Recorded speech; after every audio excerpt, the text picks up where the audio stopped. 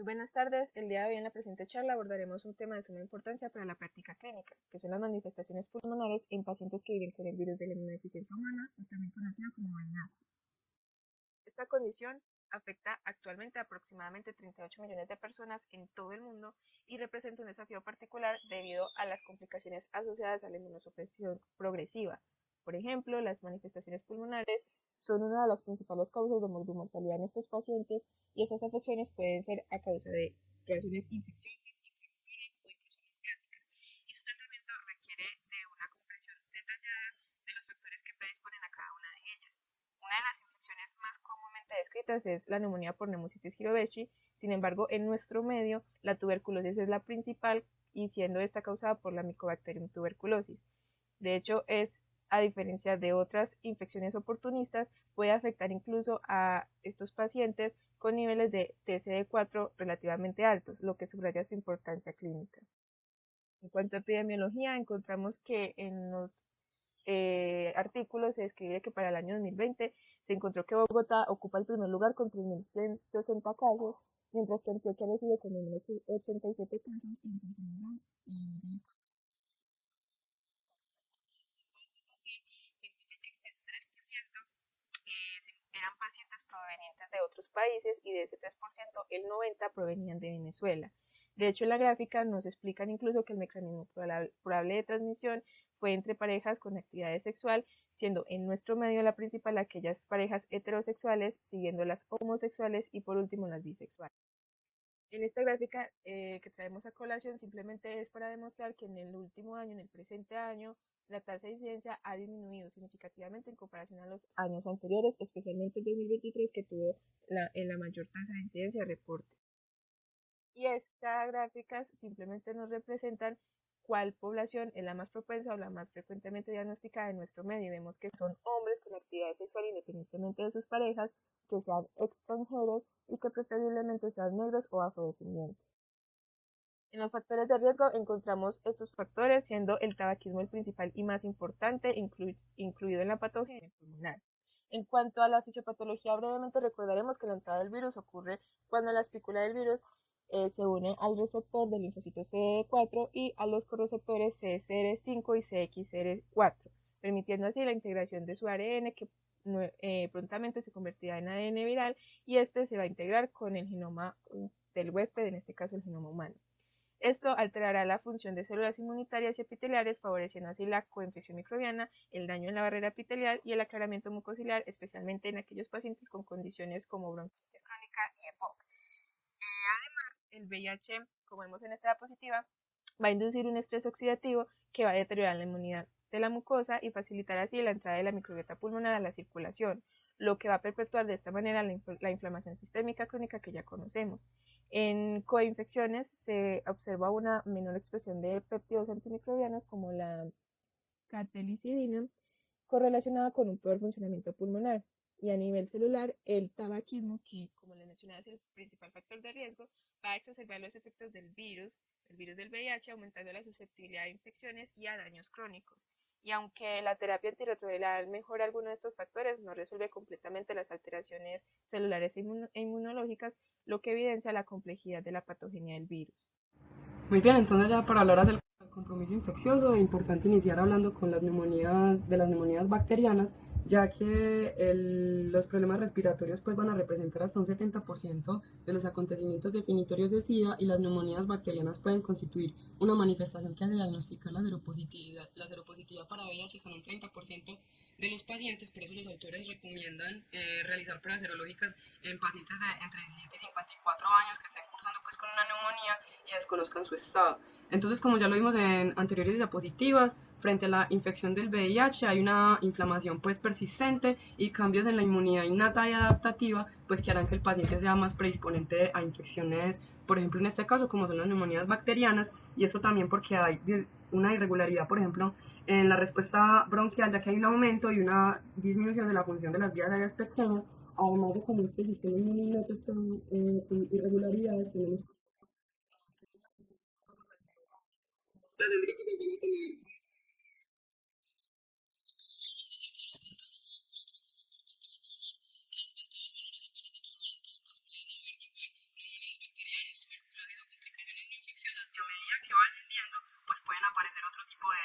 complicaciones o patógenos, como lo sería, por ejemplo, el patógeno de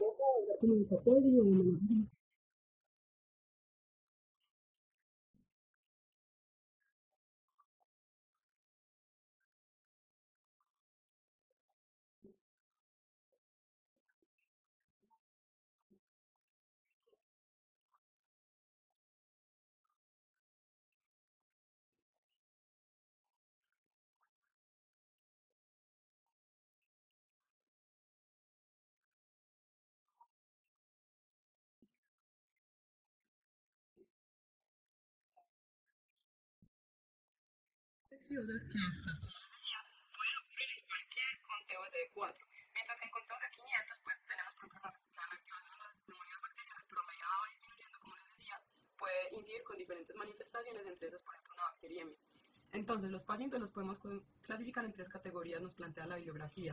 El primero es el paciente ambulatorio, el segundo es el paciente hospitalario y el tercero es el paciente en unidad de cuidado intensivo, o también lo podemos clasificar en pacientes que viven con VIH y tienen acceso pues al cuidado de la salud, zona dentro del tratamiento, personas que viven con VIH y han descontinuado el tratamiento y personas que desconocen pues ese estado de su condición diagnóstica.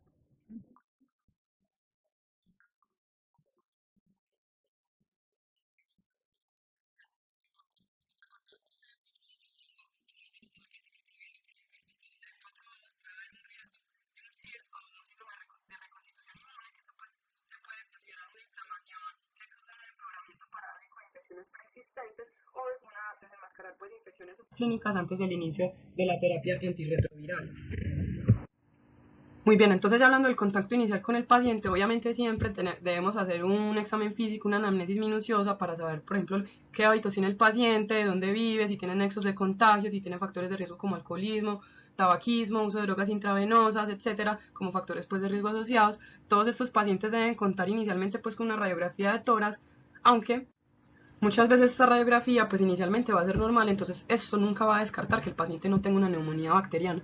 Por eso vamos a ver las indicaciones pues de la tomografía computarizada, que en realidad se debe hacer casi siempre en pacientes más que nada que, pues, que sean hospitalarios o de cuidado intensivo y según el riesgo o su índice de severidad. Entre otros, pues tenemos los laboratorios pues corrientes, entre ellos el hemograma. Acá debemos buscar leucopenias, leucocitosis, neutrofilias, neutropenias, pancitopenias, etcétera, pensando por ejemplo en infecciones como pseudomonas, aspergilosis, etcétera. La LDH, que ya veremos pues a medida que va continuando la exposición, porque es tan importante en neumocisis y en neoplasias, pero también en las neumonías bacterianas en tuberculosis es pues de gran importancia. Además los gases arteriales, que como les decía también es importante en neumocisis, ya veremos por qué en su momento, y los estudios microbiológicos, y acá cuando el paciente pues lo requiera o esté hospitalizado o en contexto pues de cuidado intensivo o de urgencias, el paciente debe contar con 2 sets de hemocultivos, ya que por ejemplo el neumococo y rodococo son muy incidentes en bacteriemias. Un cultivo y gran desputo. Estos no tienen pues gran sensibilidad, pero de igual forma se recomienda tomarlo, pues porque pueden ayudar como un examen inicial, además pues de antígenos como sería por ejemplo el criptococo sérico o isoplasma en orina, que tienen una buena sensibilidad, y ya el lavado broncoalveolar, que en realidad sería como el gol estándar. A este se le pueden realizar diferentes estudios, como sería por ejemplo el KOH para hongos, el silnicen para micobacterias, la tinta china para criptococo, la plata metenamina para neumocistis, los cultivos obviamente para piógenos, entre estos obviamente pues neumococos, pseudomonas u otros piógenos pues con los que pueda estar cursando el paciente. Y tenemos pues diferentes patrones radiológicos comunes. Pues en este cuadro la bibliografía nos plantea diferentes como consolidaciones focales que pueden ser normalmente por piógenos o legionela, infiltrados difusos intersticiales, nódulos, adenopatías, infiltrados cavitatorios, como lo son también los piógenos, los estafilococo aureus, efusiones pleurales o derrames pleurales, que acá serían también los piógenos, y el neumotórax, que aquí podría cursar, por ejemplo, una neumocistis girovechi, y nos dividen entre agudo y un agudo y subagudo curso pues de la enfermedad y un curso crónico de la enfermedad, que ya nos haría pensar pues en diferentes tipos de patógenos. Entonces, entre otros 3 tipos de patógenos normalmente encontrados radiológicamente serían los consolidativos, el miliar y el intersticial. Entonces, antes de hablar pues de los patógenos propiamente, es importante saber que cualquier paciente con un conteo menor de 200 debe ser hospitalizado, o se debe pues medir también su índice de severidad con el PCI para saber si el paciente es candidato para un tratamiento empírico. antibiótico. Entonces, hablando del tratamiento empírico antibiótico, es muy importante, pues, como lo veíamos en la clasificación, que si el paciente es ambulatorio, pues puede cursar o puede darse un manejo con un betalactámico y un macrólido oral con su respectiva alternativa, por ejemplo las fluoroquinolonas, también la terapia empírica en paciente hospitalizado, donde acá ya el betalactámico y el macrólido sería intravenoso, o en pacientes pues con una neumonía severa ya se prefiere un betalactámico intravenoso con acitromicina o con una fluoroquinolona respiratoria, y según si el paciente tenga riesgo para neumonía por pseudomonas o un riesgo para una meticilina resistente, pues acá por ejemplo en meticilina resistente al paciente se le puede hacer un hisopado nasal para saber pues si es candidato para este tipo de tratamiento, y se puede hacer por ejemplo para riesgo con pseudomonas un antineumococo o se puede usar ciprofloxacina más levofloxacina o terapias alternativas como lo sería un betalactámico con un aminoglucósido intravenoso, y ya en pacientes pues con riesgo para meticilino resistente sería vancomicina o linesol, como lo iremos viendo. Y la variación pues o la duración pues de la terapia depende según el paciente. Entonces, ya hablando del estreptococo, ya hablando de los patógenos como tal, este ya lo conocemos, es un coco gram positivo, que tiene reservorio natural en la nasofaringe posterior, es un cuadro clínico normalmente agudo, fiebre, escalofríos, un tratamiento pues como ya lo vimos, puede ser un betalactámico en combinación con macrólido. Recordar que estos pacientes deben cursar o tener pues una inmunización o un esquema de vacunas completo o periódico pues que se deben realizar para evitar pues exacerbaciones o complicaciones por el estreptococo. Entonces normalmente pues va a involucrar un lóbulo o consolidaciones, también se puede presentar como una neumonía lobar o cavitaciones o neumatoceles. Ya en el Haemophilus influenza es un cocobacilo gram negativo, pequeño, fermentador. Entonces vemos que su presentación también puede ser aguda, subaguda, y puede tener una tos no productiva, tiene factores de riesgo asociados, y el tratamiento puede constituir también una cefalosporina oral de segunda o de tercera generación o un betalactámico. También los hallazgos pues en las imágenes podemos ver un compromiso multilobar con consolidaciones lobares o segmentarias, o puede estar acompañado también por ejemplo de derrames pleurales. Ya en el estafilococo aureus este es muy importante y muy interesante, ya que pues es un coco gram positivo catalasa positivo, puede cursar con un meticilino, puede ser un meticilino resistente, tiene factores asociados, acá muy importante pues los usuarios de drogas intravenosas, porque pueden desarrollar endocarditis valvulares tricuspídeas derechas pues por esos émbolos sépticos pulmonares, por ejemplo. El tratamiento ya sería dependiendo pues si es un SARM o no, con linesol, vancomicina o oxacilina o ceftarolina. El cuadro clínico pues son síntomas agudos y normalmente puede ser bilateral hasta el 40% de los casos, o puede presentarse también como neumonías lobares o con infiltrados intersticiales, y principalmente puede afectar lóbulos inferiores. La pseudomonas aeruginosa, pues este bacilo gram negativo puede existir también o coexistir con otro tipo de infecciones en otros tejidos. En las imágenes pues podemos encontrar áreas parchadas de consolidación, y los factores asociados pues es un conteo bajo SD4 o que el paciente tenga una neutropenia febril que lo puede predisponer a este mismo.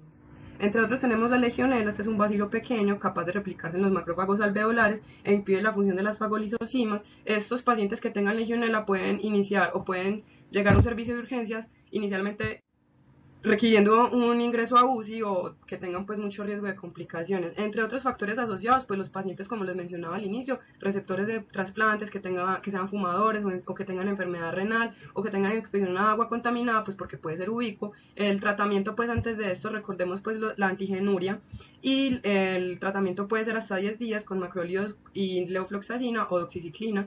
Y ya en cuanto a los hallazgos diagnósticos, pues los hallazgos o en las pruebas diagnósticas, como lo puede ser por ejemplo una radiografía o una tomografía, podemos encontrar derrames pleurales unilaterales o consolidaciones focales, y predicción por también lóbulos inferiores que se pueden pues extender o ocupar una gran porción de este lóbulo.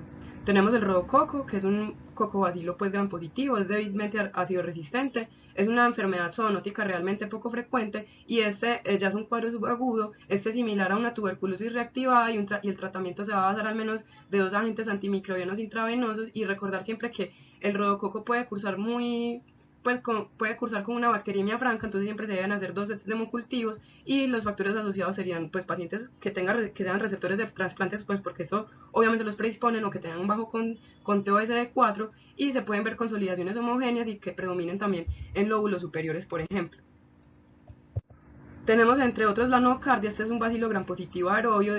Pues el cuadro clínico obviamente va a variar según el grado de inmunosupresión del paciente, y acá tenemos que saber si el paciente tiene nexos de contagio, o si tiene pues personas, o dónde vive, en qué condiciones vive, y qué tipo de paciente o con qué tipo de personas está normalmente pues en contacto. Entonces puede tener el tratamiento una fase intensiva versus una fase y una fase pues de continuación. Entonces el tratamiento puede ser de entre fase intensiva y fase de continuación. Pues la duración también depende como del estado inmunológico del paciente, su recuento de CD4, y pues si es una infección diseminada o no. Algunos autores pues plantean el uso de trimetoprim sulfamethoxazole o linezolid. Pues si esta terapia puede ser cambiante según pues como les digo el estado basal del paciente, y también pueden cursar por ejemplo con infecciones del sistema nervioso central u otro tipo pues de infecciones. Entonces en estos pacientes inicialmente obviamente como les decía siempre una radiografía, pero también es importante tener un atacar. Entonces este patrón radiológico muchas veces son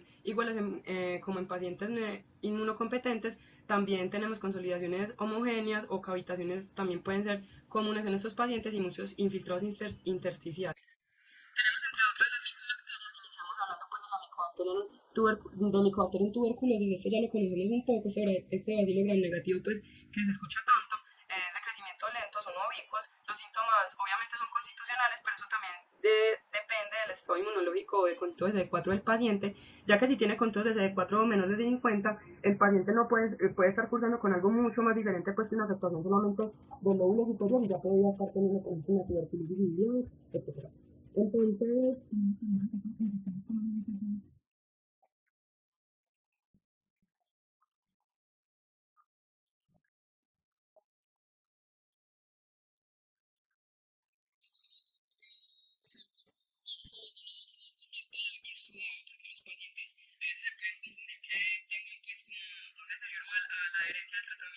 una respuesta al tratamiento, pero mentiras que están cursando con un síndrome de reconstitución inmune. Entonces, por ejemplo, en esto tenemos una afectación de lóbulos superiores, puede tener cavitaciones, y como les digo, pues en el grado de inmunismo paciente podemos tener hallazgos radiológicos diferentes que pueden ir desde indicadores aplicables.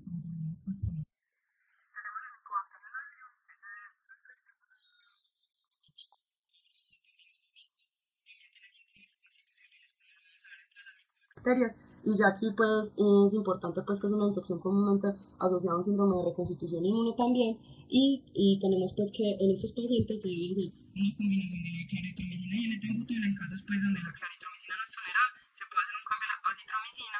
Y también en estos pacientes pues es importante tener en cuenta que el tratamiento debe ser continuo y prolongado, y generalmente se puede extender hasta los 12 meses, como lo podemos ver también en la tuberculosis, donde el tratamiento estándar incluye pues una fase intensiva de 2 meses de isoniazida y rifampicina de pirazidinamida con etambutol, y seguida de otra fase de 4 meses pues con isoniazida y otros tipos de medicamentos. Entonces acá en los patrones radiológicos podemos encontrar una afectación de lóbulos superiores, unas cavidades también de paredes delgadas. Frecuentemente se asocian pues con un engrosamiento pleural apical, y también pueden ser unas bronquiectasias multifocales. Y ya por último tenemos el Mycobacterium cansazi. Esta es una micobacteria no tuberculosa. Esta presentación clínica de esta micobacteria es muy similar a la tuberculosis, pero lo que lo exceptúa es que la incidencia de meningitis por cansazi es mucho menor que tuberculosis. Ya los factores asociados obviamente es el conteo bajo de CD4, y saber que es un microorganismo ubicuo, y la combinación de rifampicina, isoniazida y etambutol son como los más importantes para el tratamiento. Mientras los hallazgos imagenológicos que tenemos, pues tenemos el infiltrado alveolar, las linfadenopatías iliares y la cavitación. Entonces es muy importante saber acerca de todos estos patógenos bacterianos, porque pueden ser los que más inciden en este tipo de pacientes según su conteo de CD4, y ya iremos viendo pues otro tipo de patógenos y otro tipo de etiologías.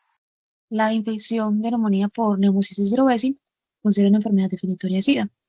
Es muy frecuente en pacientes VIH que tienen un recuento de CD4 menor a 200 milímetros cúbicos, y en pacientes que no son inmunocomprometidos puede estar presente también. Puede ser patología de pacientes inmunocompetentes, y resulta en una quimioprofilaxis de neutrófilos por una reacción inflamatoria por parte de la pared de estos hongos, ocasionando un daño alveolar difuso.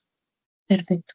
Entonces, esta enfermedad de Pneumocystis cerevisiae puede también estar presente en pacientes inmunosuprimidos, no solamente por cosas del VIH, sino también por presencia de enfermedades malignas, porque te estén recibiendo tratamientos inmunosupresores. Debe sospecharse la enfermedad en pacientes que tengan sintomatología respiratoria y factores de riesgo como lo son que hayan tenido episodios previos de neumonía bacteriana, que hayan tenido una carga viral elevada, un CD4 disminuido, que hayan tenido episodios de candidiasis oral, pérdida de peso y que hayan tenido una infección previa por neumocistis jirovecii.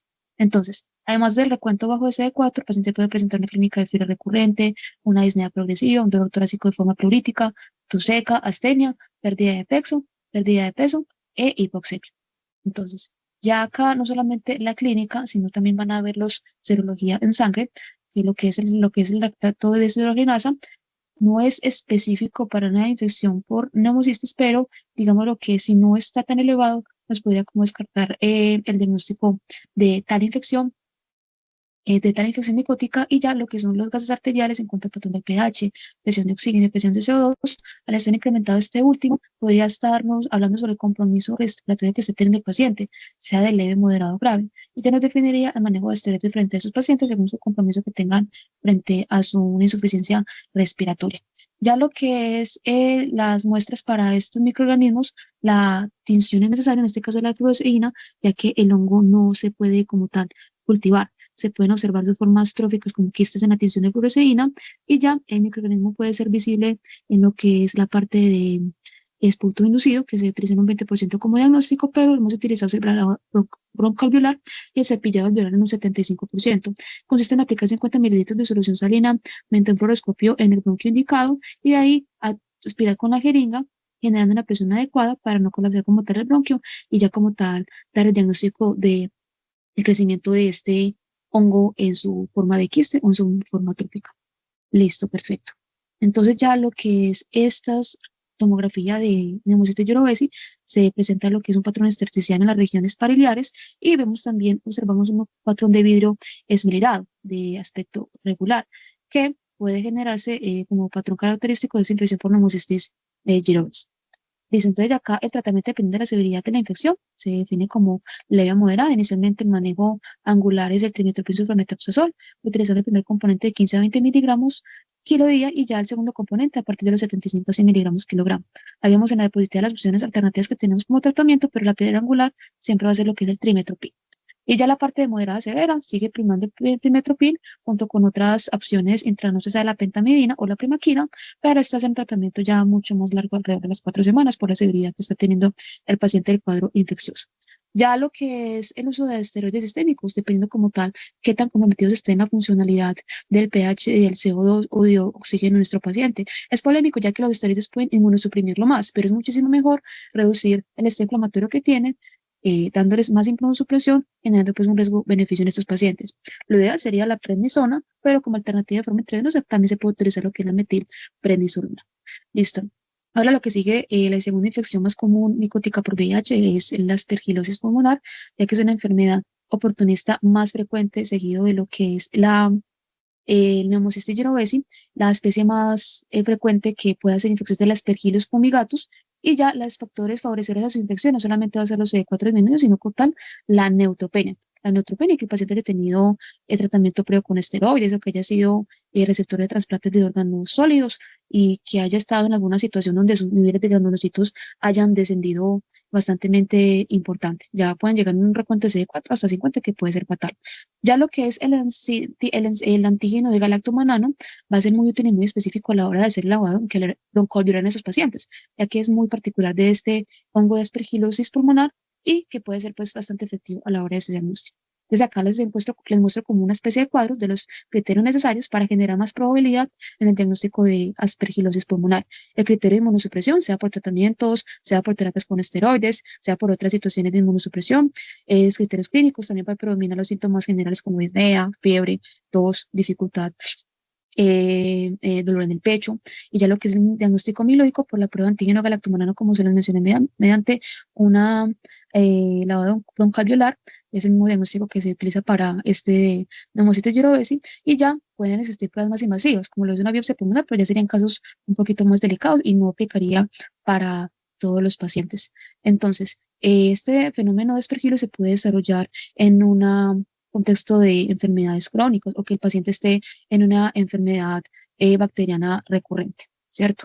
Listo, entonces acá, a nivel de la tomografía, vamos a ver lo que es el signo del halo. Signo del halo que va a ser bastante característico en estos pacientes, donde vemos como tal de que hay unos nódulos que tienen a su alrededor un patrón de vidrio esmerilado, con lo cual va a ser característico del signo de halo en esos pacientes con aspergillus pulmonar.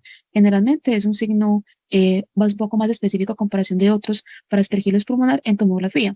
Con una radiografía no se va a estar suficientemente tranquilo, más que todo con una tomografía identificando este patrón nos podría estar ganando criterios radiográficos o radiológicos, perdón, sobre la infección por este hongo, además de la bronquiolar y la clínica que tenga el paciente, obviamente pues por la que cuenta con una neutropenia importante.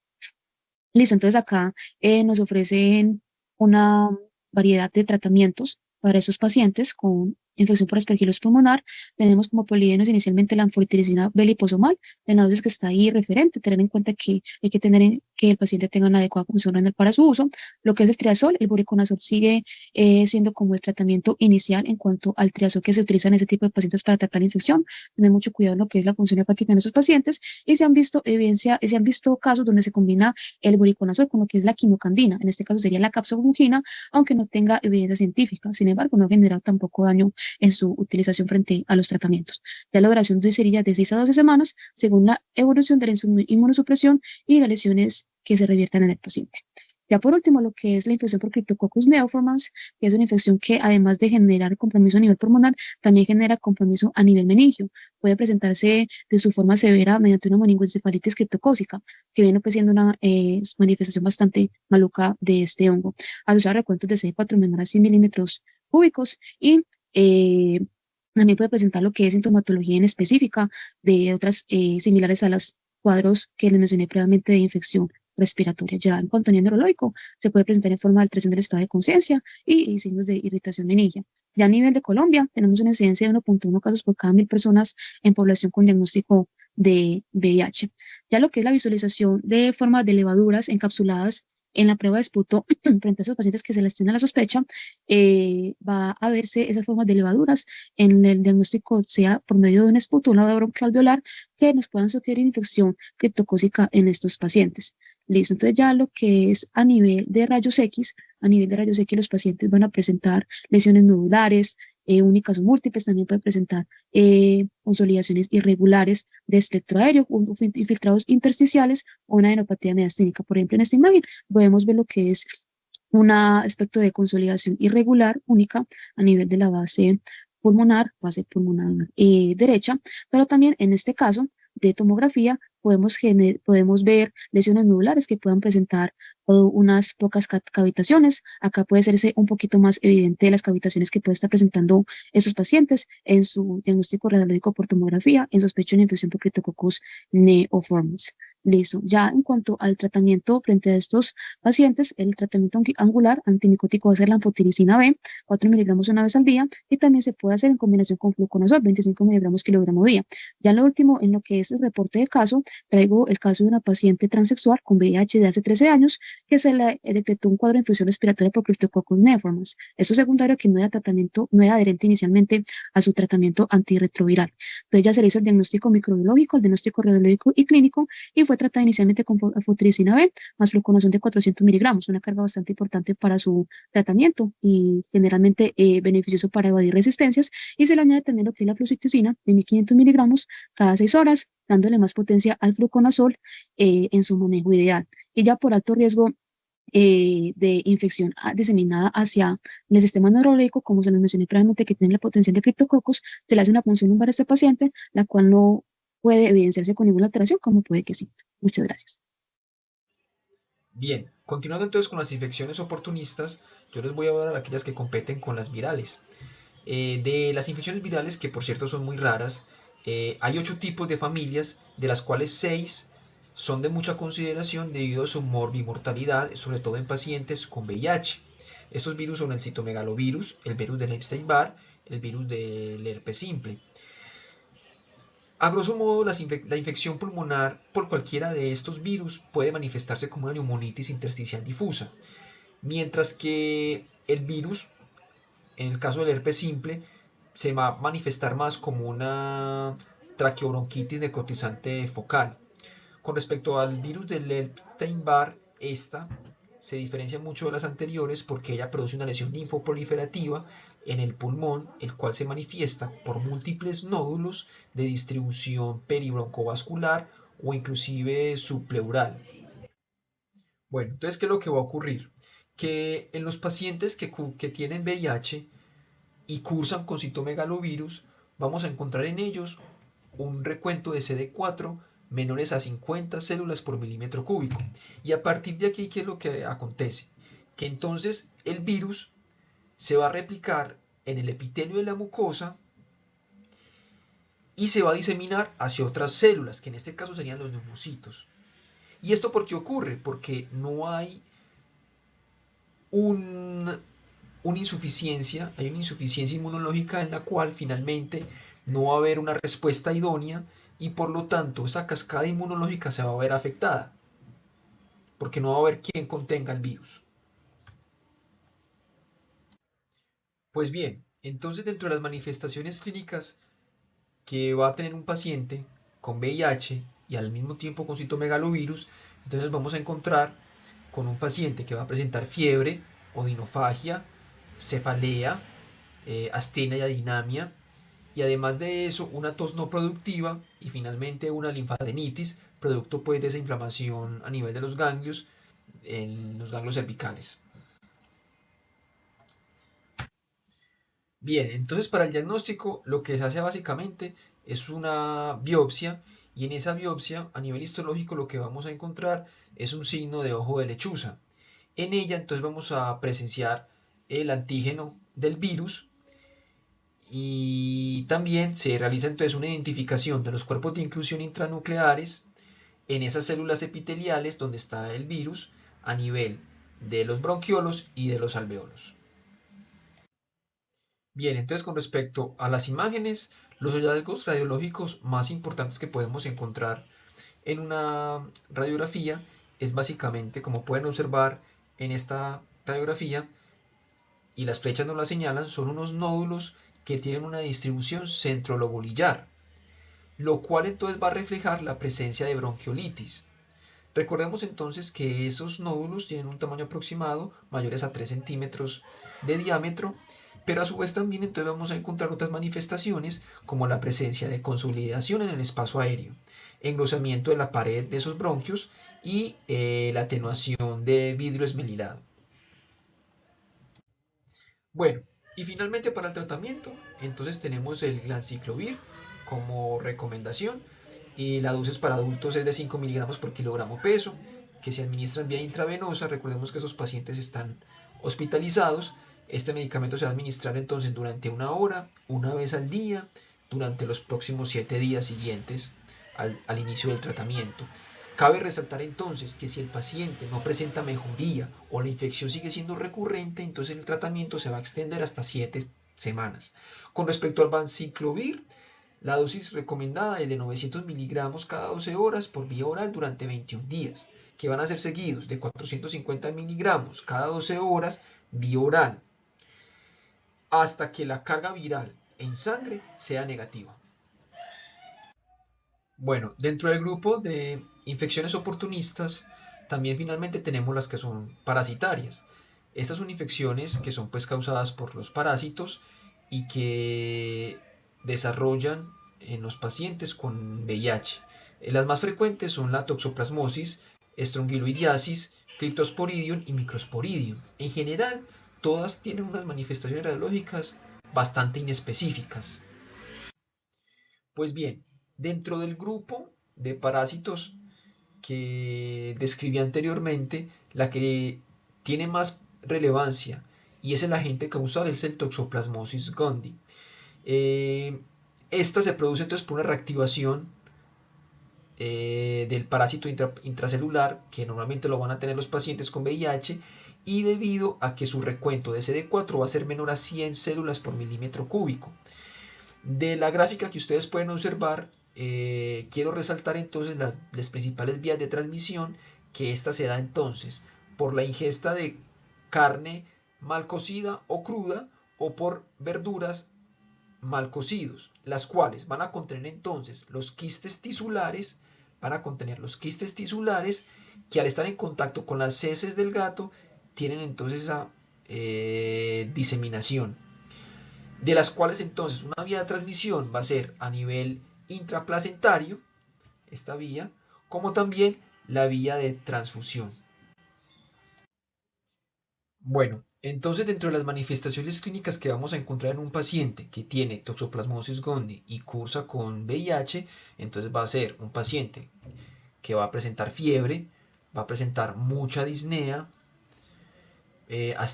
acompañada de astenia de adinamia, una tos muy recurrente, pero de estas manifestaciones también es muy importante mencionar unas que son un poco atípicas, como las mialgias, las artralgias y las adenomegalias.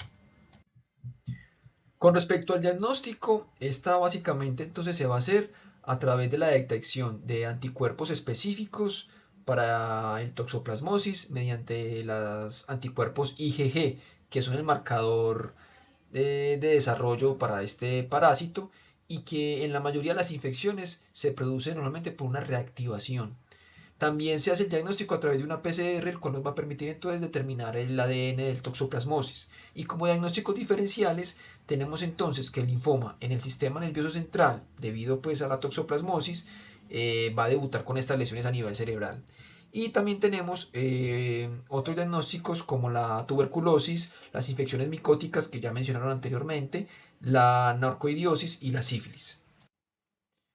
Pues bien, dentro de los hallazgos radiológicos más relevantes, como podemos observar en estos momentos, en esta radiografía vemos una radiografía con proyección antero-posterior y en ella entonces vamos a encontrar en el recuadro que ustedes pueden observar una presencia de opacidades con patrón reticular o retículo nodular que están localizadas en las bases pulmonares, sobre todo en la derecha, que si hacemos la ampliación de esa imagen, de ese cuadrito, vemos cómo se diferencian ambos patrones, tanto el reticular como el retículo nodular. Bien, entonces en esta imagen también anteroposterior vamos a encontrar entonces en el recuadro gris vemos una opacidad con ocupación alveolar, también podemos identificar una consolidación pulmonar con signo de silueta, en la cual entonces también podemos observar un borramiento del ángulo costofrénico debido a un derrame pleural que se encuentra localizado allí, que si hacemos una ampliación de esa imagen claramente se puede observar. Bueno, y en esta imagen con una proyección lateral confirmamos entonces el borramiento del ángulo costofrénico, pero además de eso también identificamos un engrosamiento en las fisuras del pulmón con un signo de silueta en la cual hay un compromiso del hemidiafragma afectado. Y bien, entonces en estas dos radiografías, sobre todo en la izquierda, vemos una radiografía de tórax simple en la cual entonces podemos identificar un infiltrado retículo nodular que están localizados en ambos campos pulmonares, pero que tiene mayor predominio en el lado derecho. Y en la tomografía vemos entonces el patrón de vidrio esmerilado con zona de consolidación con base pulmonar izquierda. Bueno, y finalmente para el tratamiento de la toxoplasmosis, entonces vamos a tener en cuenta el peso del paciente. Si el paciente pesa menos de 60 kilos, entonces se le va a dar una dosis de carga de 200 miligramos de pirimetamina, seguido de la misma medicamento, pero con una dosis más baja de 50 miligramos, más sulfadiazina de 1 gramo, más leucoborina de 10 a 25 miligramos. Si la persona pesa más de 60 kilos, entonces se le va a administrar 75 miligramos de pirimetamina, más sulfadiazina de 1.5 gramos, más leucoborina de 10 a 25 gramos. Para las mujeres embarazadas, entonces se le va a iniciar 1 gramo cada 8 horas de espiramicina. Esto se le va a administrar hasta que termine la gestación. Referente al compromiso no infeccioso, realmente son patologías complejas que su tratamiento está principalmente indicado por especialistas. Sin embargo, como médicos generales es importante saber cuándo y a dónde debemos remitirlos oportunamente. Así que empezamos con las enfermedades de malignidad, que es lo más común que veremos en estos pacientes, siendo el principal el sarcoma de Kaposi, definido como un cáncer angioproliferativo causado o relacionado por el virus del herpes humano tipo 8.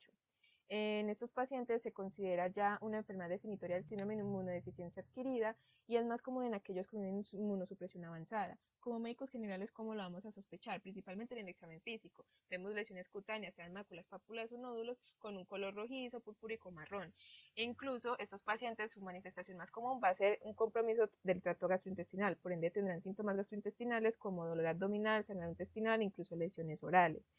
En cuanto a las manifestaciones pulmonares, vamos a ver que van a presentar disnea, hipoxemia y algo característico de la enfermedad es que tendrán una tos seca desarrollada en pocas semanas, acompañada de hemoptisis, fiebre, astenia e incluso pueden cursar con una insuficiencia respiratoria.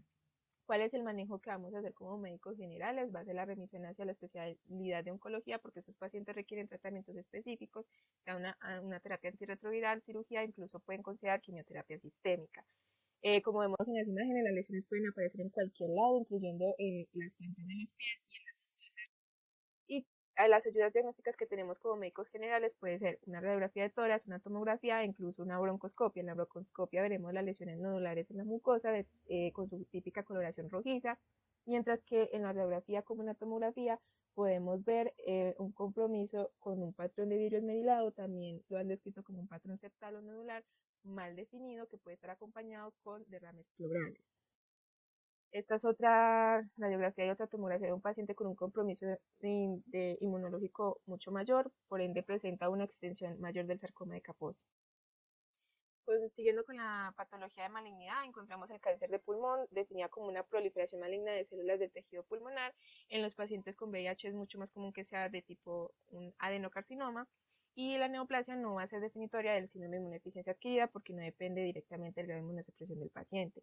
¿Cómo lo sospecho como médico general? Los factores de riesgo del paciente. Entonces recordemos el tabaquismo, que es el principal para esa inflamación crónica, los pacientes jóvenes que tengan una tos persistente acompañada de motisis y una pérdida de peso inexplicada, además de los síntomas respiratorios como disnea, hipoventilación y los roncos. También se ha descrito que pacientes con tratamiento antirretroviral han presentado un mayor factor de riesgo para desarrollar el cáncer de pulmón y como médicos generales, ¿cuál es el tratamiento que debemos hacer? Es la remisión oportuna hacia oncología, porque el tratamiento de estos pacientes va a depender de guías específicas. En cuanto a las ayudas diagnósticas, podemos pedir tanto una radiografía como una tomografía, y en el caso de la radiografía, vamos a ver un engrosamiento pleural. Generalmente puede ser un solo lóbulo comprometido, pero en esta radiografía la diapositiva que vemos es multilobulado, mientras que en la tomografía podemos ver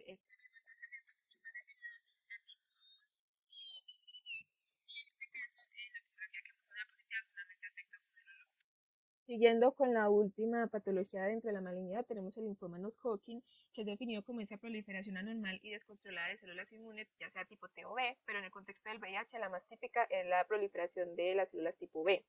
Es definitoria del SIDA y además está directamente comprometida con el nivel de inmunosupresión. Así que como médicos generales, ¿cómo lo vamos a sospechar? Principalmente con el nivel de inmunosupresión del paciente, factores de riesgo como que el paciente nos indique que anteriormente tuvo una coinfección con el virus de Epstein-Barr, ya que se ha encontrado fuerte asociación con la aparición del linfoma. E incluso el VIH por sí mismo juega un papel importante a nivel oncogénico de este tipo de linfoma, siendo la presentación como linfoma de Burkitt asociado al VIH lo que vamos a encontrar en los pacientes. Los síntomas van a ser fiebre, pérdida de peso, sudoración nocturna e incluso linfadenopatía persistente, que en ellos es común que sea a nivel del cuello. Un signo característico dentro de la boca de estos pacientes es que van a perder una pérdida de la úvula e incluso pueden tener zonas necróticas del paladar blando. El manejo por medicina general, ¿cuál va a ser la remisión oportuna a hemato-oncología para que ellos confirmen el diagnóstico y empiecen el ajuste de la terapia antirretroviral combinada y consideren el uso de la quimioterapia? Como tal, las ayudas diagnósticas que vamos a tener, podemos tener la radiografía como la tomografía, se prefiere la tomografía, pero sin embargo en ambos vamos a ver esos infiltrados irregulares que pueden ser generalmente bilaterales. En la tomografía hay algo característico y es que vamos a ver esta zona de acá, por ejemplo, que es una forma triangular periférica y es algo característico del linfoma no-Hodgkin. Bueno, en el EPOC es una de las enfermedades que, como vimos anteriormente, también es común que se presenten estos pacientes, sin embargo, no es necesario que el paciente tenga VIH para que se presente el EPOC. El EPOC va a tener la misma definición que ya conocemos, solo que la prevalencia en el VIH es muy variada, puede ir desde un 6% hasta un 21%. Lo que va a primar aquí son los factores de riesgo, que ya conocemos: exposición prolongada a sustancias nocivas del ambiente, infecciones respiratorias previas a repetición, uso de drogas intravenosas, colonización por Pneumocystis jirovecii y el VIH propiamente dicho. ¿Cómo lo sospecha el médico general? Recordemos que el EPOC se define como una presencia de tos crónica con expectoración y disnea, que lo voy a confirmar a través de la espirometría, donde voy a tener una relación del BEF1 con la capacidad vital forzada menor a 0.7. Ya en cuanto a los hallazgos de la radiografía, pues van a ser muy específicos de una hiperinsuflación pulmonar, donde vamos a tener puede haber aplanamiento del diafragma o la horizontalización de las vértebras y de esos espacios intercostales. ¿Cuál es el manejo por medicina general? Pues básicamente el mismo que recomienda la guía GOL 2025, pero primando las estrategias de prevención y el cese del tabaquismo. Importante aquí tener en cuenta que estos pacientes el uso de los corticosteroides deben ser con precaución, especialmente en aquellos que utilizan o reciben terapia antirretroviral con inhibidores de la proteasa. Y bueno, ya para ir finalizando, tenemos la enfermedad intersticial, definido como un grupo de trastornos que van a afectar el intersticio pulmonar, caracterizado por un estado de inflamación y fibrosis, de daño y reparación. Y en el contexto del VIH, no se va a considerar una enfermedad definitoria del SIDA. Aquí se va a presentar dos patologías principales: la enfermedad intersticial linfocítica y la neumonitis intersticial no específica. ¿Qué es importante la neumonitis intersticial linfocítica? Que está fuertemente relacionada con una previa infección por el virus Epstein-Barr. Como médicos generales, ¿cómo lo debo sospechar? Por los síntomas como disnea, una tos persistente, una radiografía con infiltrados pulmonares difusos, a diferencia de la patología anterior que vimos que eran infiltraciones irregulares, y su diagnóstico diferencial principal va a ser la neumonía por Pneumocystis jirovecii. La ayuda diagnóstica preferible en este caso es la TECAR, como vemos en la imagen superior. Sin embargo, una tomografía y una radiografía puede sernos útil en un primer nivel. Recordar los factores de riesgo, y en cuanto al manejo por medicina general, pues verificar que el paciente tenga una optimización de la terapia antirretroviral combinada y obviamente la remisión oportuna para que consideren el inicio de los corticosteroides. Y ya para finalizar, tenemos la hipertensión pulmonar, definida como una presión arterial pulmonar mayor a 20 milímetros de mercurio. Sin embargo, es medida mediante cateterismo cardíaco derecho, y aunque es una patología extremadamente rara en estos pacientes, también es extremadamente grave y no es definitoria del síndrome de inmunodeficiencia adquirida, porque no está relacionada con el grado de inmunodeficiencia del paciente. Puede aparecer en cualquier etapa del VIH, y el médico general debe sospecharlo cuando hay una disnea inexplicada, hay una intolerancia al esfuerzo o incluso hay signos de disfunción ventricular derecha. La ecocardiografía es una ayuda diagnóstica que al médico general puede ayudarlo como una herramienta inicial en la valoración. Sin embargo, el diagnóstico definitivo es mediante el cateterismo cardíaco derecho, como lo mencionaba anteriormente. Factores de riesgo a considerar: se ha descrito que el virus herpes tipo 8 se ha encontrado en las lesiones después de una necropsia de estos pacientes que tuvieron hipertensión pulmonar. Por lo tanto, cuando el paciente nos lo refiera, también debemos pensar en esta patología. Como tal, el manejo es guiado por el médico internista, por lo cual debemos remitirlo a esta especialidad para que reciba adecuadamente su terapia antirretroviral.